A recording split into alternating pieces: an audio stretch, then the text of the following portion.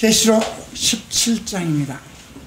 오늘은 우리가 이 땅의 음녀, 종교체제, 사람들의 영혼을 망가뜨리고 하나님의 뜻대로 온전한 성도들을 인도하지 못하고 자기의 뜻, 사람의 생각으로 많은 사람들의 영혼을 잘못된 길로 인도한 그런 교회 체제, 종교 체제에 대한 심판을 살펴보게 됩니다.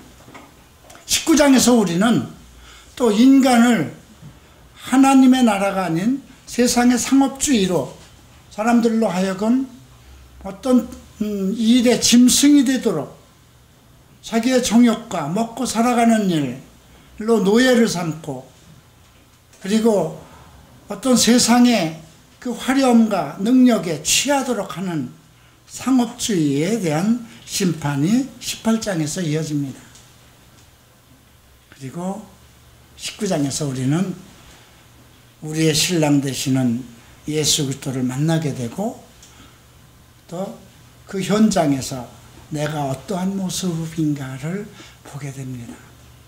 백마를 타고 수많은 사람들이 따르는 그 무리 속에 과연 내가 있을 것인가, 이런 것을 살펴보게 됩니다. 자, 오늘 이 17장은 매우 생각하는 사고력을 깊게 가져야 됩니다.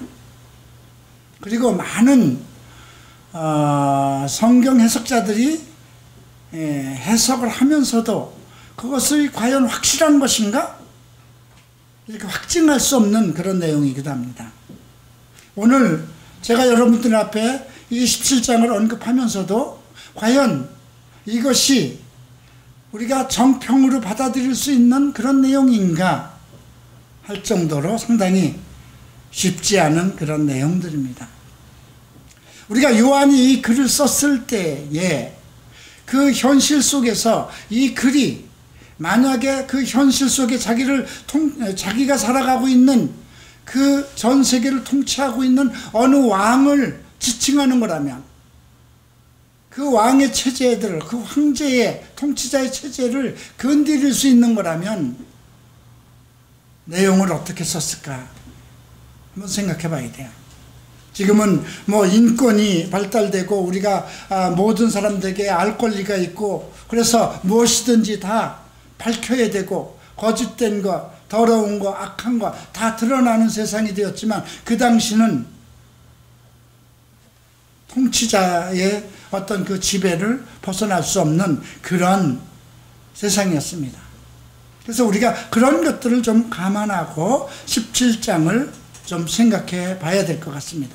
이제 우리가 17장을 한 절 한 절 풀어가면서 그 말씀이 가지고 있는 그 어떤 우리에게 알리고자 하는 메시지가 무엇이고, 또 무엇을 비유한 것이고, 또 어떤 것을 상징하고 있는 것이며, 또 나에게 무엇을 깨우치기 위한 것인가, 그리고 장차 우리는 어떤 것을 볼 것인가, 이런 것들을 살펴보게 됩니다. 1절을 보시겠습니다. 또 7 대접을 가진 7 천사 중 하나가 와서 내게 말하되 가로되 이리 오라, 많은 물 위에 앉은 큰 음녀에 받을 심판을 내게 보이리라. 7 대접을 가진 7 천사 중 하나라고 그랬습니다. 이제 이 7 대접의 모든 재앙으로 이 지구상에서의 모든 그리스도의 심판은 끝납니다. 근데 그 대접을 가진 천사 중 하나가 이제 그 요한에게 얘기하는 것입니다. 이리 오라, 많은 물 위에 앉은 큰 음녀에 받을 심판을 내게 보이리라. 이 많은 물 위에 앉았다는 걸 뭘로 봐야 될까요? 우리가 앞에서도 이 물에 대한 언급들이 여러 번 나왔습니다. 16장에서도 5절에 이런 말씀이 있죠. 4절에 첫째가 그 대접을 물과 강과 물 근원에 쏟음에 피가 되었더라. 내가 들으니 물을 차지한 천사가 그러되 전에도 계시고 시방도 계신 거룩하신 이여 이렇게 심판하시니 의로우시도다.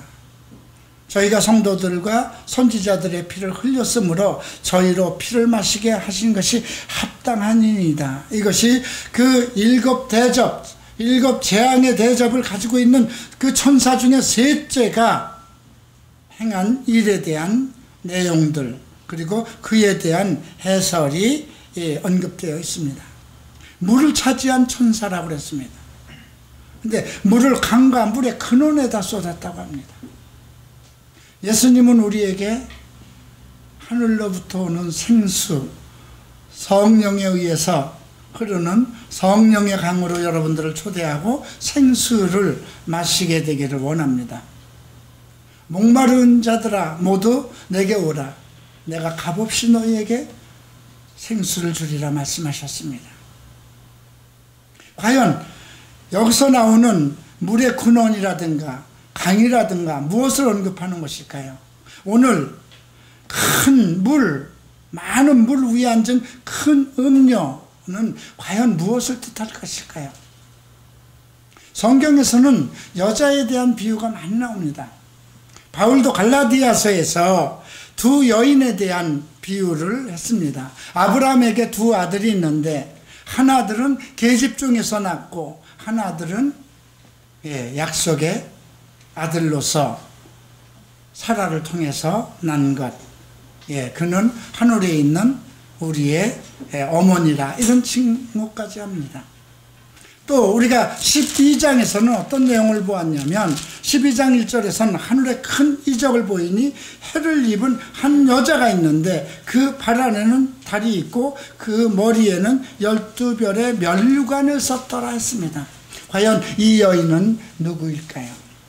우리는 12장에서 나오는 이 한 여자는 이스라엘이라는 것을 우리가 보았습니다. 그래서 오늘 여러 가지 내용들이 풀어져 가는 자연스럽게 아주 자연스럽게 이해할 수 있는 그런 흐름 속에서 우리가 17장 1절에 나오는 많은 물 위에 앉은 큰 음녀가 어떠한 것인가를 누구인가를 짐작하게 합니다. 많은 물이라고 그랬습니다. 얼마나 많은 이 땅에 있는 많은 종교로부터 얼마나 많은 물들이 흐르고 있을까요? 그죠?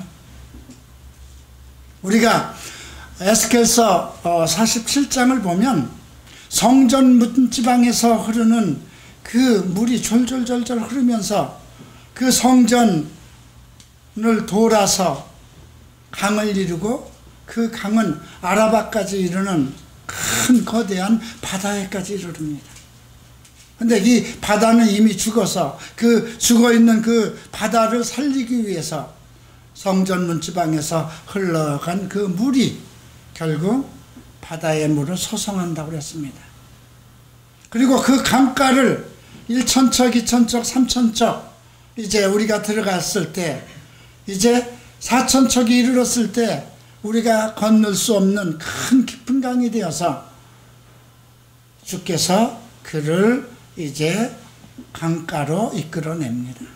근데 강가에는 달마다 12 과일들을 맺는 나무들이 있었고 많은 잎사귀들은 사람들을 치유하더라 이렇게 기록되어 있습니다. 무엇을 뜻하는 것일까요? 교회입니다. 그죠?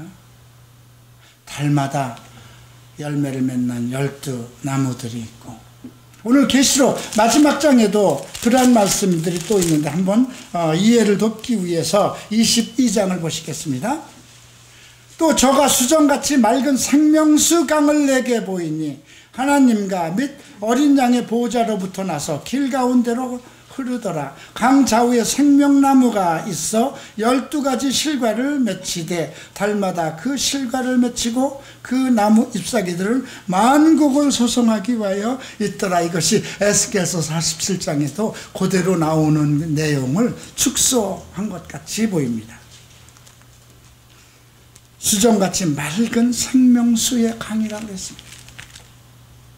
예수님은 우리에게 생수를 먹이기를 원합니다. 오늘날 우리가 정말 우리가 어려서 제가 어렸을 때만 해도 길을 지나가다가 목이 마르면 겨울에 흐르는 물을 먹고도 목을 축이고 전혀 건강에 지장이 없었습니다. 근데 요즘에는 완벽하게 소독을 해서 우리에게 내보내는 수돗물도 우리가 마실 수 없는 그런 시대가 되었습니다. 우리의 육체는 맑고 깨끗한 물을 원하고 있습니다. 그거와 같이 우리의 영혼도 오직 하나님의 성전, 하나님의 입에서부터 쏟아져 내려온 진리의 말씀, 생수의 강, 우리를 생수의 강으로 인도하기를 원하시고 우리에게 정말 값없이 하나님의 성전에서 흘러내려온 맑고 깨끗한 물을 먹이기를 원합니다. 우리의 몸이 옳지야 더러운 물, 타락한 아주 더러운 물, 그 정제되지 않은 물을 마시면 우리의 몸이 당장 문제가 생길 것입니다. 그런데 내 영혼을, 하나님을 바라볼 수 있는 내 영혼을 맑게 하고 깨끗하게 하는 그것은 무엇일까요? 결국 말씀이 되겠죠. 그런데 많은 물 위에 앉은 큰 음녀에 받을 심판이라고 그랬습니다. 음녀. 자, 여자인데 음녀예요. 그죠? 만약에 한 남편의 아내는 부인이잖아요. 그죠? 우리는 장차 예수 그리스도가 나의 신랑이고 나는 그의 신부가 돼서 이제 우리가 19장에서 만나게 됩니다. 그런데 음녀란 누굴까요? 우리가 자문서에도 이러한 음녀들이 소개가 되고 있습니다. 과연 누굴까요? 술 파는 여인일까요? 예, 그럴 수도 있어요. 예, 내 남편의 부정한 여인님은 그가 무엇을 하든, 그가 어떤 직업을 가지고 있든, 예, 그 여인은 음녀입니다. 그렇죠. 자, 그런데 왜 이 음녀가 심판을 받아야 될 것인가요? 땅의 임금들도 그로 더불어 음행하였고 땅에 거하는 자들도 그 음행의 포도주에 취하였다. 포도주라는 것은 성경에서 매우 귀한 하나님 앞에서 나눌 수 있는 축복의 잔입니다. 예수님께서도 첫 번째 기적을 가나의 혼인잔치에서 이루었습니다. 물을 포도주로 바꾸는 기적을 일으키셨습니다. 우리는 물을 마셔야만 살아갑니다. 그러나 우리의 생활 속에서는 물이 포도주로 변한 것처럼 어떤 설렘과 기쁨으로 가득 찬 그러한 믿음 생활, 하나님과의 관계, 그런 것들이 필요합니다. 그런데 이 음녀가 가지고 있는 음행의 포도주에 땅의 임금들, 이 세상의 통치자들이 그 음녀와 이 큰 음녀와 함께 음행을 하였다는 건 뭡니까? 서로 소통하고 교통을 하고 그들 편에서 함께 일을 했다는 것입니다. 그리고 그 모든 땅에 거하는 수많은 사람들이 그 음행에 왕들과 함께 어떤 건 정치적인 구조일 수도 있고요, 문화적인 어떤 구조일 수도 있고요, 또 언어적인 그런 구조일 수도 있고요. 그래서 큰 많은 물 위에 앉아있는 그 음료가 베풀어지는 어떤 그런 종교적인 패턴 속에 전 세계 임금들이 함께하였고 그들과 함께 포도주를 나누었다는 것입니다. 그들의 축제에 하나가 되었다는 것입니다. 자, 이제 성령으로 나를 데리고 광야로 갑니다. 성령은 왜 광야로만 꼭 데리고 갈까요? 예수님도 광야로 내어 몰았다고 그랬어요. 근데 지금 요한을 데리고 광야로 갑니다. 내가 보니 여자가, 이 여자 누굴까요? 큰 음녀죠. 이제 비로소 이 음녀의 정체를 베끼기 시작합니다.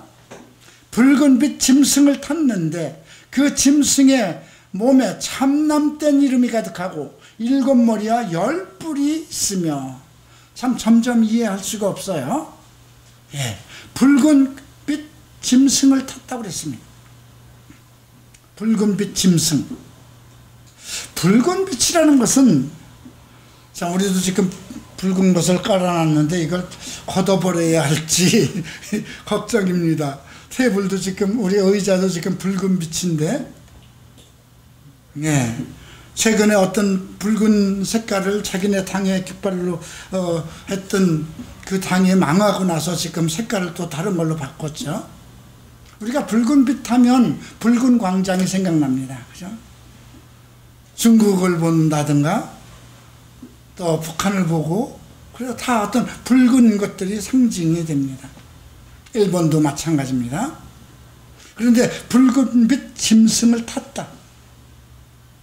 탔다는 것은 그가 어떤 이 붉은빛 짐승의 어떤 그 세력을 입고 있다는 것입니다.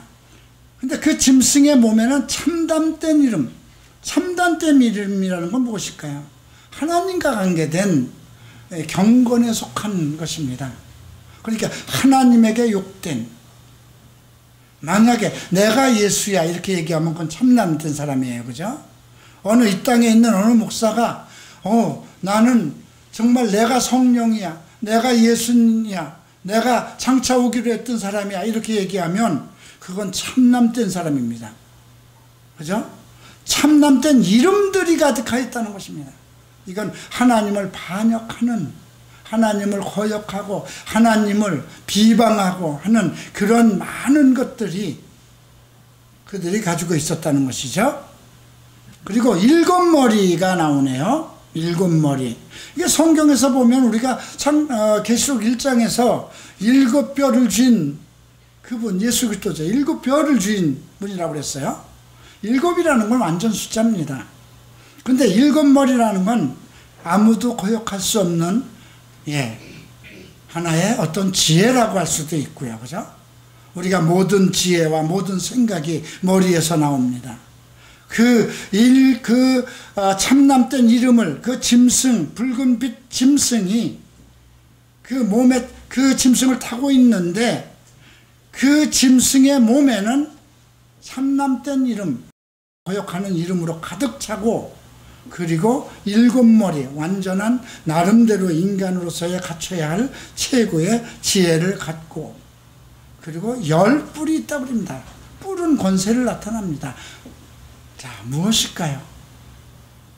우리가 이 10뿔에 대해서는 나중에 우리가 유럽 연합이라고 이렇게 결론을 짓습니다.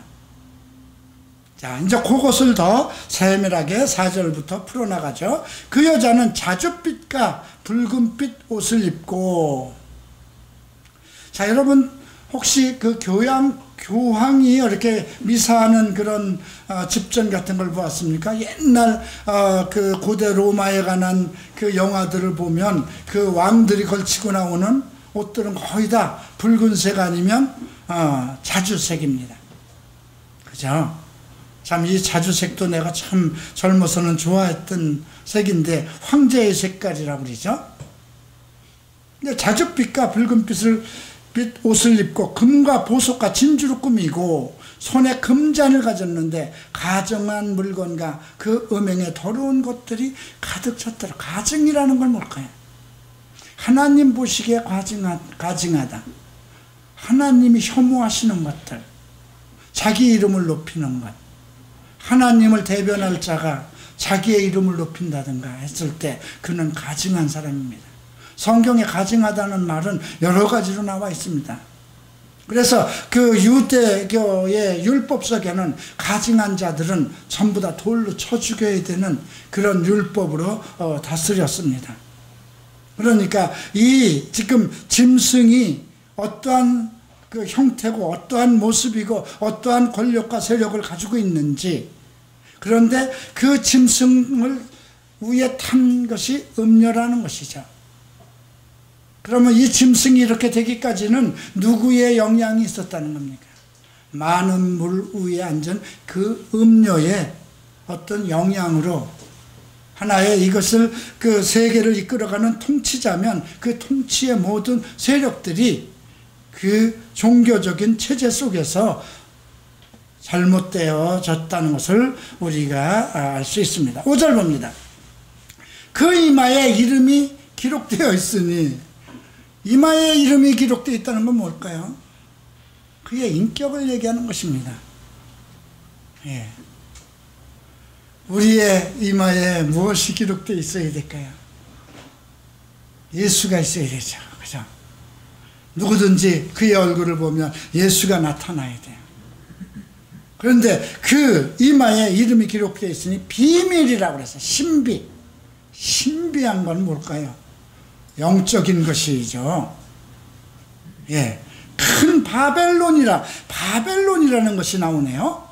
땅의 음료들과 가증한 것들의 어미라, 시초를 얘기합니다. 자, 바벨이라는 단어가 어디에서 나올까요? 여러분 지금 창세기를 지금 성경대학에서 공부하고 있죠? 창세기 10장에서 나옵니다. 네. 구스의 아들 함의 아들이죠. 그 아들 속에 니무롯이라는 자가 나옵니다. 반역자라는 이름을 갖기도 하였습니다. 그 반역자라고도 불리기도 하고 특이한 사냥꾼, 영혼의 사냥꾼. 예. 뭔가 이단들 보세요. 어떻게 그렇게 쉽게 사람들의 영혼을 사로잡을까요? 묘한 사냥꾼이에요. 그죠? 얼마 전에 우리 형제 하나가 강남에 나갔다가 그 낚시에 걸려가지고 거기를 또 방문을 했는데, 그래도 다행히 어떤 구분할 수 있는 그런 지혜가 있어서 지혜롭게 왔다고 합니다. 저는 그 갈 때부터 한번 가봐라 그런 마음이 있었는데, 요즘 강남 쪽에 많은 그 이단들의 그 세력들이 길에서 여러분들을 어떤 방법으로, 여러 가지 방법으로 여러분들을 낚고 있죠. 근데 그 바벨이라는 것을 잠깐만 이렇게 보죠. 오늘이 우리가 이스타라고 해서 이제 그 부활절을 즐겨요. 우리는 별로 이런 절기를 크게 안 합니다. 크리스마스 날도 지금 대형 교회 같은데 큰 교회는 엄청난 트리를 세우고 하나의 축제로 지내죠. 예수 그리스도께서 난 날입니다. 과연 12월 25일이 주님께서 탄생한 날일까요? 오늘 이스타 부활한 날이라고 그래서 우리가 고난주 다음에 이제 이 부활의 축제를, 그래서 계란을 삶아서 같이 나누기도 하죠. 과연 예수 그리스도의 부활과 계란이 무슨 관계가 있을까요? 이것이 창세기 10장에서 그 타무즈와 관계되는 내용이라는 것이죠.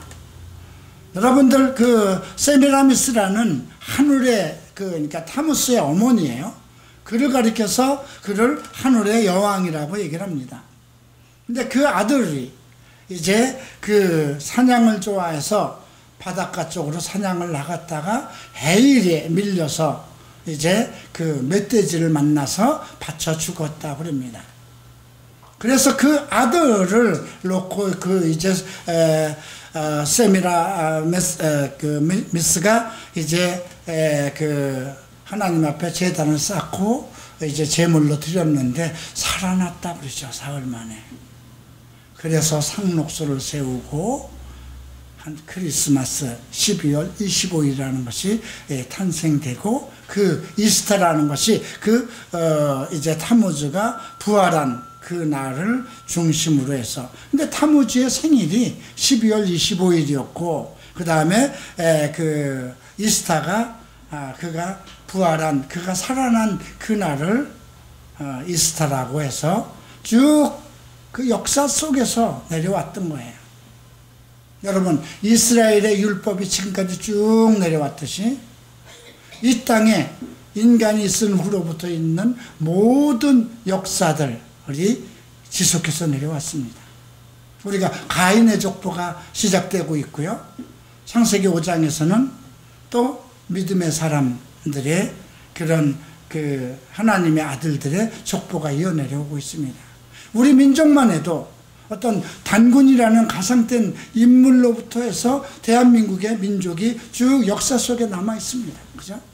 그래서 신라시대에 있었던 역사, 고려시대에 있었던 역사, 조선시대에 있었던 역사들을 우리는 알고 있고, 그 속에서 부정이 되면 추억, 또 추석이 되면 어떤 그 민족이 나누는 그런 축제를 갖게 됩니다.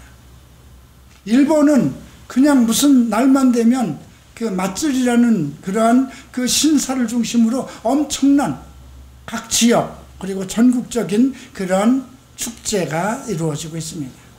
그래서 창세기 10장에서 시작된 그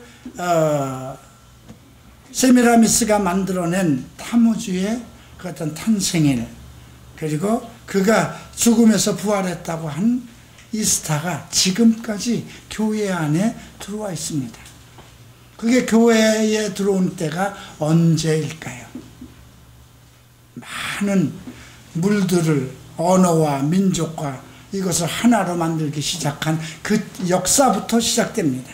그래서 바벨론이라는 역사 속에 우리가 이스라엘 백성이 70년 동안 포로로 잡혀 있고요. 그 바벨론이 망해서 메대와 바사로 바뀌고요. 그 다음에 헬라 시대, 헬라 제국을 일으킨 알렉산더가 나오죠. 네. 그 이름들 속에서 이제 어떤 일들이 정치적이고 어떤 세력적이고 헬라의 문명이 계속 시작됩니다. 그런데 교회가 하나가 된 것은 콘스탄틴 대제 때입니다. 우리가 알렉산더가 일으킨 헬라가 망하고 바로 로마 시대가 오죠. 이게 이제 다니엘에서 우리가 이미 얘기가 된 거예요. 그죠? 예, 왕은 금신상입니다. 그게 이제 바벨론이죠. 그리고 두 나라로, 왕보다 못한 두 나라로, 이제, 바뀔 것입니다. 그래서 메대와 바사. 그래서 우리가 고레스 왕 같은 것을 이제 공부했던 거 아닙니까? 그 다음에 이제 노트로 된 배에 이르게 시작하는데, 그때가 헬라 시대죠. 모든 세상을 다 자기 배에다가 지배하는 것입니다. 다 먹어치우는 것입니다. 그래서 헬라 시대를 통해서 모든 언어와 철학과 사상들이 체계를 갖추기 시작하죠. 그게 알렉산더 대왕 때입니다. 그 다음에 더 무서운 나라가 시작되는데 로마 가이사라, 우리가 그것이 이제 예수님 시대였고 바울과 우리 사도들의 세대, 그게 이제 로마 시대였죠.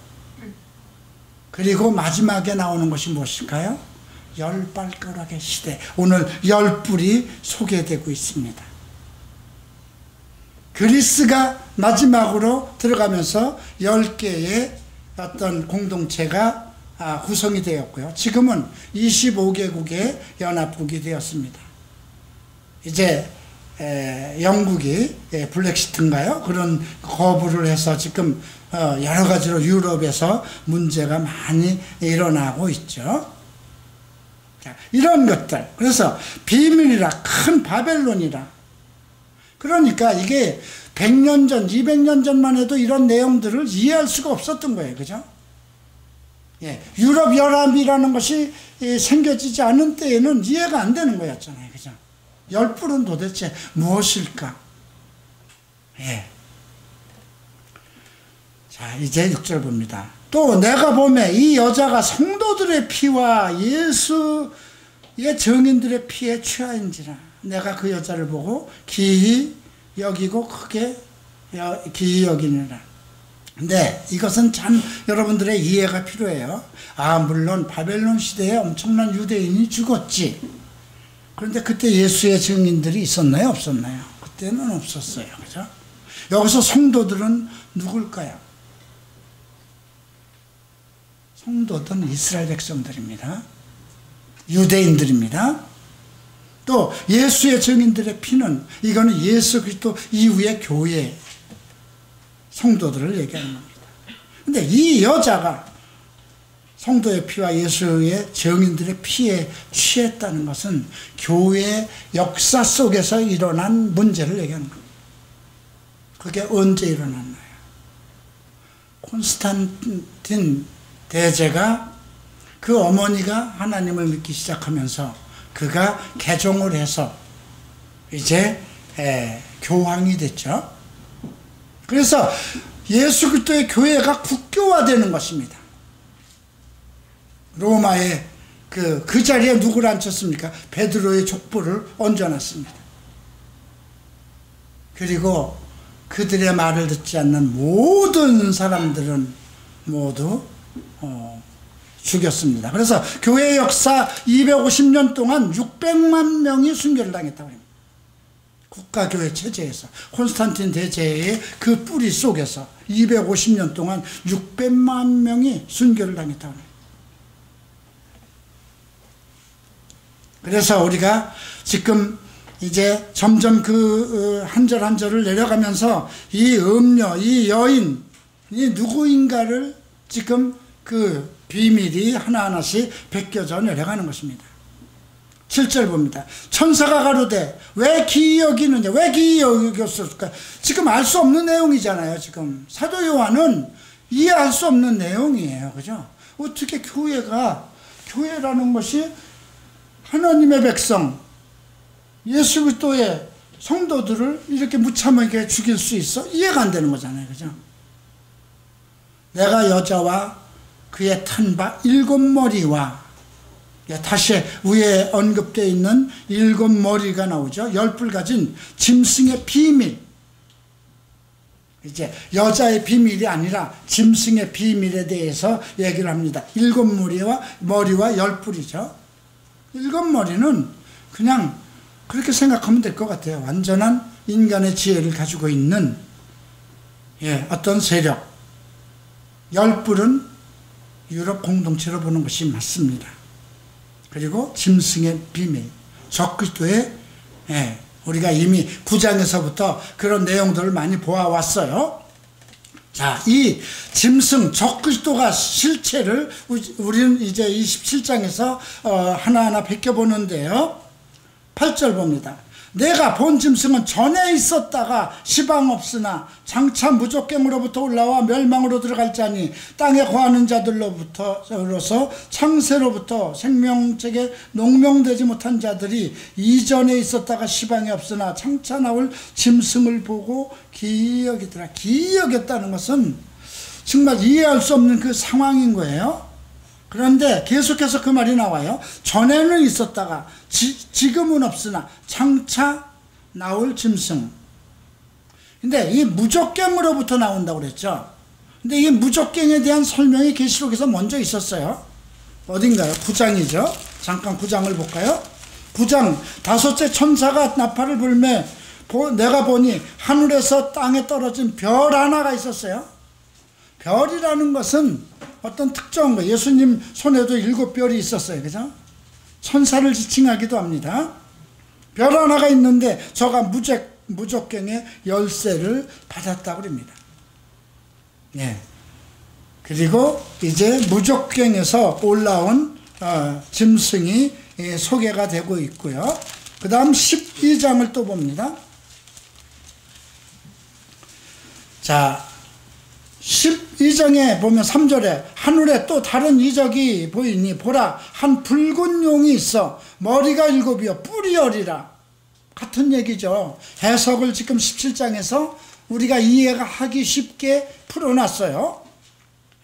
그 여러 머리에 7 면류관이 있다 그러죠. 그리고 실질적으로 이 존재는 이 땅에 임할 존재인데 무적갱에서 올라온 귀신의 영이라는 것입니다. 과연 자, 예수님 시대에 예수님이 그건 실제로 있었던 거예요. 그죠? 군대 귀신을 만났어요. 쇠사슬에 채워놨어요. 사람들이 그걸 막 끊고 사람들을 해야 하기 때문에 그래서 거기 가서 그 무적갱 귀신을 쫓아냈어요. 그 귀신을 쫓아냈어요. 근데 그 귀신이 내 이름이 뭐냐 하니까 우리는 레기온입니다. 우리는 숫자가 많기 때문에 레기온이라고 합니다. 그러면서 우리로 무적갱으로 들어가지 않게 해주셔서 이렇게 부탁을 합니다. 무적갱이라는 것이 나오죠. 그러면서 그 귀신에게 귀신을 어디로 들여보냅니다? 돼지에게 보내요. 돼지가 2000마리가 몰살했다고 그러죠. 귀신들이 제일 싫어하는 것이 무적갱이에요. 근데 오늘 계시록 9장에서 무적갱을 여는 천사가 무적갱을 열어요. 그래서 거기서 올라옵니다. 그 무적갱에서 올라온 천사는 우리가 12장에서 보니까 이스라엘과 전쟁을 일으키는 거예요. 영적인 문제로 그걸 다루고 있는 거예요. 자, 그런데 전에는 있다가 시방은 없으나 장차 무적갱으로부터 올라와 멸망으로 들어갈 자. 결국은 목표는 뭐예요? 멸망으로 들어가는 거예요. 근데 전에는 있었어요. 근데 지금은 없다고 그래요. 참 이해할 수가 없죠. 근데 9절에서 지혜 있는 뜻이 여기 있으니 그 7머리는 여자가 앉은 7산이요. 그래서 지혜 있는 뜻, 이것을 해석하기 위한 것. 그래서 7머리는, 7머리라는 건 뭘까요? 지배, 지혜, 통치, 여자가 앉은 7산이요 그랬어요. 근데 실제로 로마에는 7산이 있다고 합니다. 그러니까 이것은 로마에서 일어날 그 세력들로 볼 수 있습니다.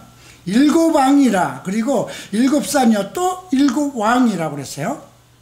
5은 망하였고, 그 당시 사도 요한이 이 글을 쓸 때는 6번째의 황제 토미시안이 있었을 때예요. 가이사 토미시안이 있었고, 그 전에는 누가 있었나요? 그 유명한 네로, 가이사 네로가 있었던 거예요.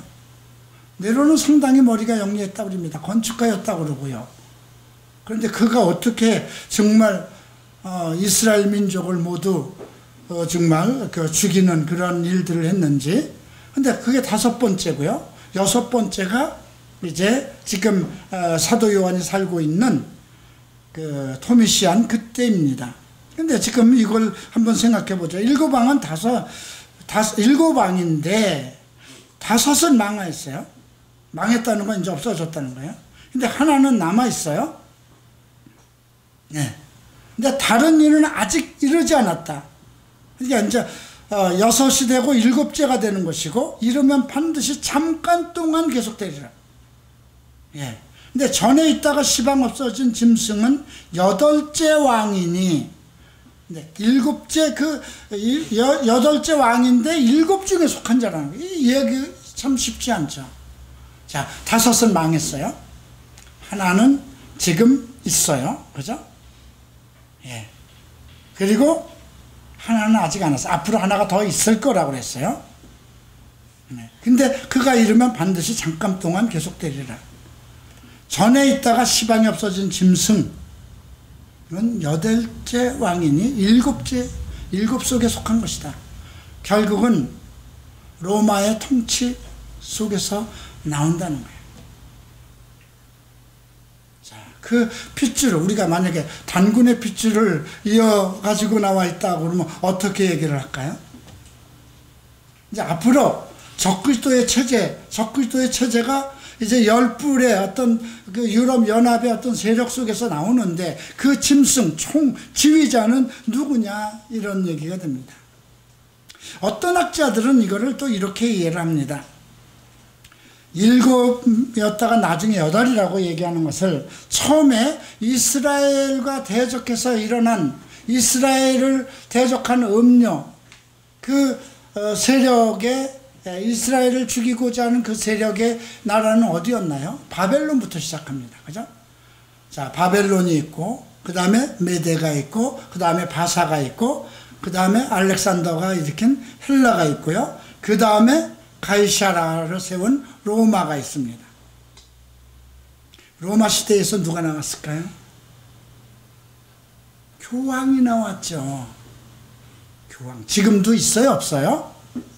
근데 여기 뭐라고 돼 있어요? 5은 망하였고 하나는 있고 다른 이는 아직 이르지 아니하였다. 그죠? 11절에 전에 있다가 시방 없어진 짐승은 8째 왕이니 7째 중에 속한 자라. 그죠? 전에 있다가 시방 없어진 짐승. 예. 그 당시 지금 요한이 살 때에 교황이 있었어요? 없었어요? 없었죠.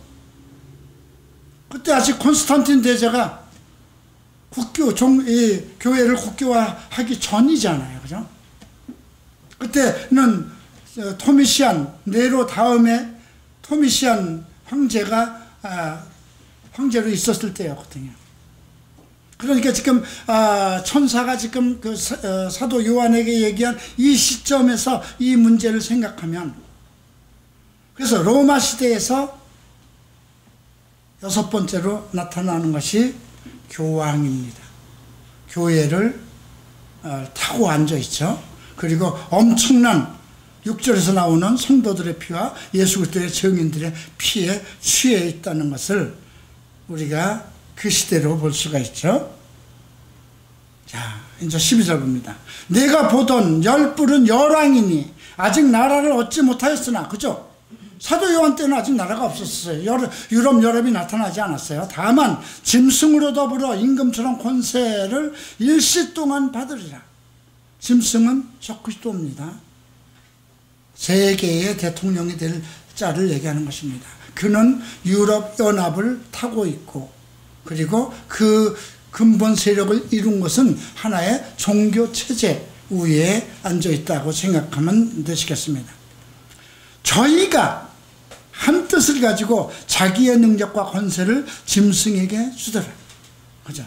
적그리스도에게 그 한 뜻을 가지고, 같은 마음을 가지고 이제 모든 권세와 능력을 그 짐승된 이 세계 통치자에게 주는 것입니다. 그런데 보세요. 14절에 저희가 어린 양으로 더불어 싸운다.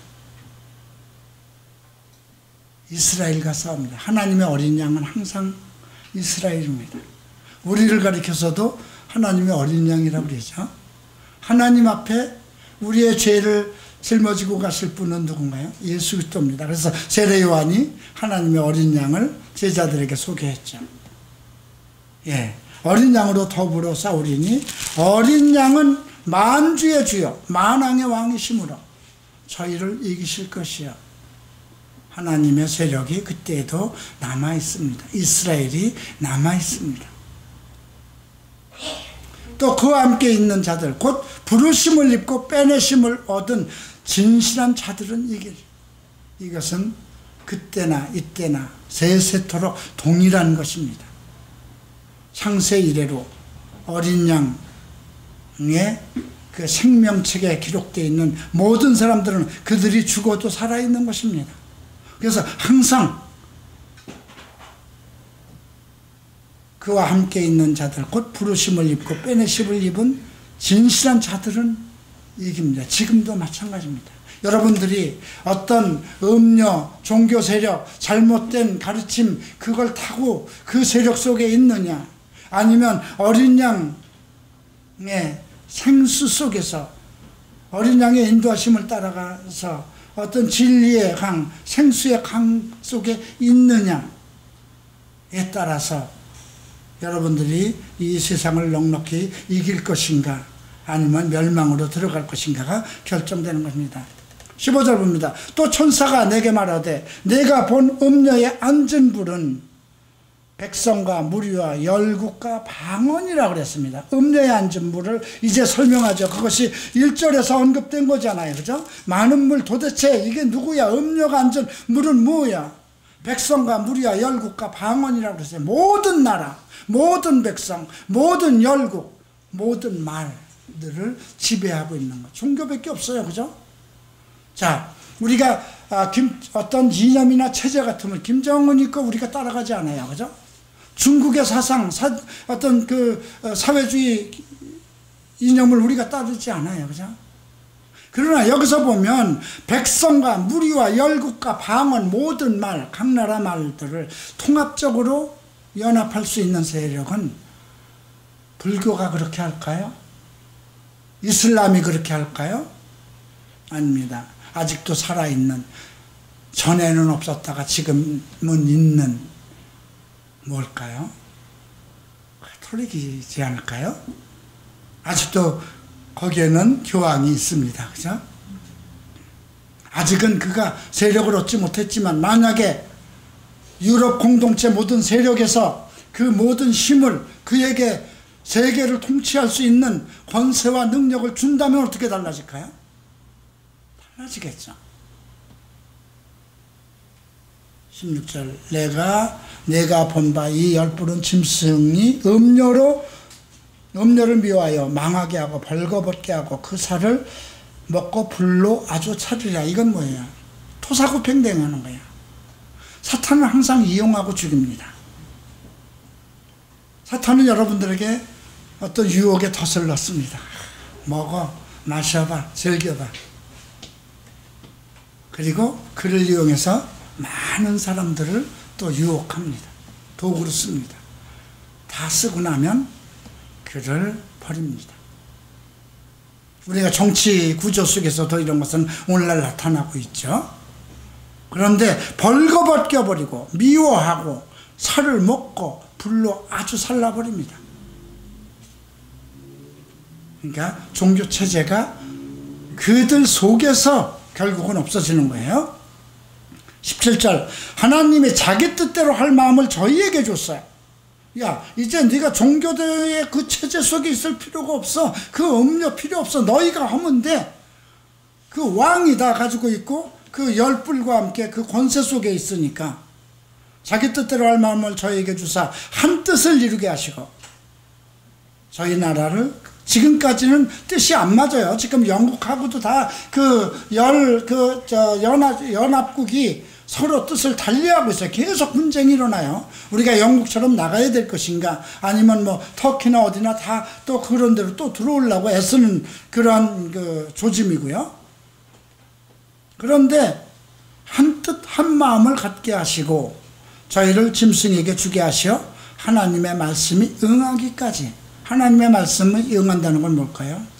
결국 그렇게 돼서 하나가 됐을 때 멸망을 하는 거죠. 자, 18절 함께 읽을까요? 또 내가 본 바 여자는 땅의 임금들을 다스리는 큰 성이라. 땅의 임금들을 가리는 큰 성, 딱 하나죠. 과거에 러센이라는 큰 성을 누가 세웠어요? 니무롯이 세웠습니다. 바벨론의 그 큰 성을 누가 세웠어요? 느부갓네살 왕이 세웠습니다. 자, 오늘 우리가 배운 것은 이제 이 지구상에 지금 펼쳐져 있는 사도 요한이 본 시대보다 더 한참 내려왔기 때문에 우리 눈에 보이는 그 열불들의 체제가 지금 보이고 있고요. 그 일곱 머리들이 우리 눈에 들어와 있어요. 그리고 그 열불과 일곱 머리를 탄 그 음료의 세력은 전에 없었다가 시방 있으며 또 장차 올 자라고 그랬죠. 예, 그 세력이 그 음료가 누구인가. 결국 그 음료, 전 세계를 어떤 정권과 어떤 모든 그 왕들과 권력을 타고 전 세계를 하나로 총괄지휘하던 그 종교 체제가 적그리스도에 의해서 완전히 이제 멸망을 받는. 그래서 그때 이제 18장에서 어떤 시대가 열려지냐면 완전히 종교고 뭐고 없어지고 상업, 물질주의 시대가 18장에서 이루어지고 그것을 이제 마지막으로 멸망시키는 걸로 이제 적그리스도의 승리의 날을 언급하고 있습니다. 자, 여러분 조금 난해하고 복잡했지만 여러분들도 다시 한번 읽어보면서 더 많은 지혜를 얻을 수 있는, 또 여러분들은 나보다 더 많은 것을 깨달을 수 있는 그런 지혜를 얻게 되시기를 축원합니다. 기도하겠습니다. 다 일어나시기 바랍니다.